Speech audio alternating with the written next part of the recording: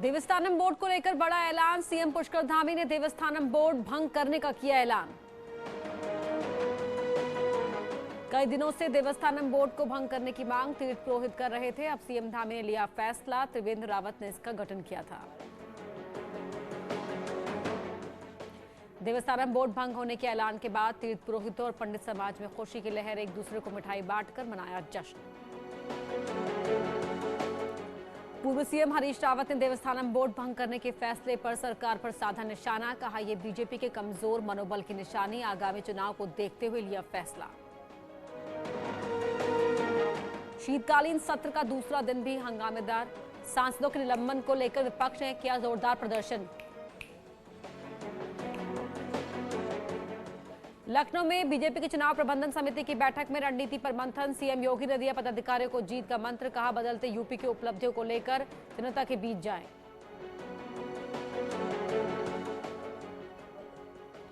Mission 2022 को लेकर BJP की बड़ी तैयारी। दिसंबर में बीजेपी निकालेगी 6 बड़ी यात्राएं। सभी 403 सीटों के वोटर्स तक पहुंचेगी पार्टी।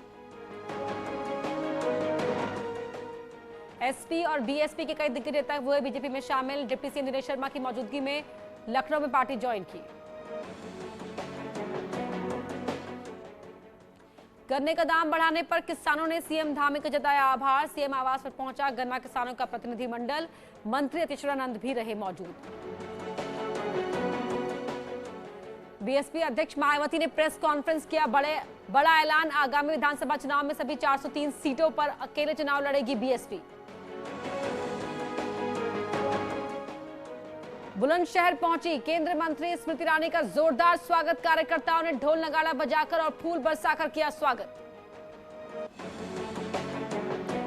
फतेहपुर में डीजे पर डांस करने को लेकर बाराती और घराती आपस में भिड़े। मारपीट में एक दूसरे पर कुर्सियां उठाकर फेंकी। मारपीट का वीडियो आया सामने।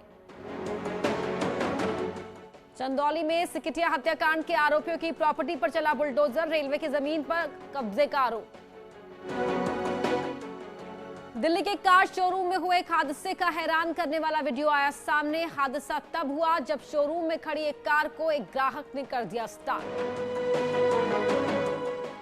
पंजाब के मोहाली में सड़क हादसे का सीसीटीवी फुटेज आया सामने। सड़क हादसे में 4 लोगों की हुई मौत।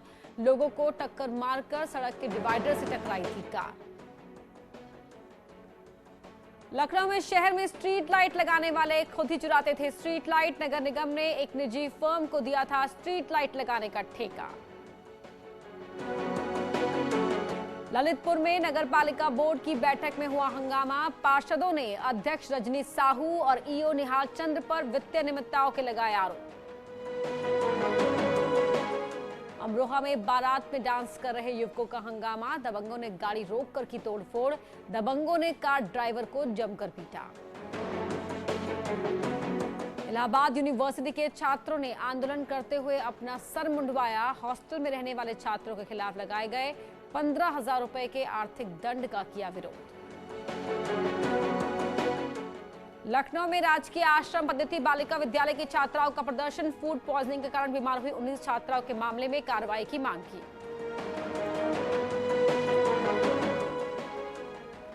गाजियाबाद के मसूरी इलाके में एक घर में आग लगने सामान जलकर राख। कड़ी मशक्कत के बाद आग पर पाया काबू।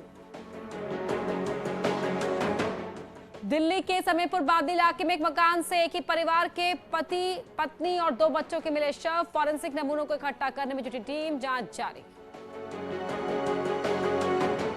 सहारनपुर में दूसरी शादी कर रहे युवक की पहली पत्नी ने बारात में पहुंचकर बखेड़ा किया खड़ा। पीड़ित पत्नी ने पुलिस से लगाई न्याय की गुहार। नोएडा में मुठभेड़ के दौरान लूट और चोरी करने वाले 4 आरोपियों को पुलिस ने गिरफ्तार किया। आरोपियों के कब्जे से चोरी की कार, अवैध तमंचा, कारतूस बरामद। बदायूं में 1 क्विंटल 15 किलो का अजगर सांप पकड़कर जंगल में छोड़ा। 2 गाय और 1 बकरी को निकल चुका था अजगर।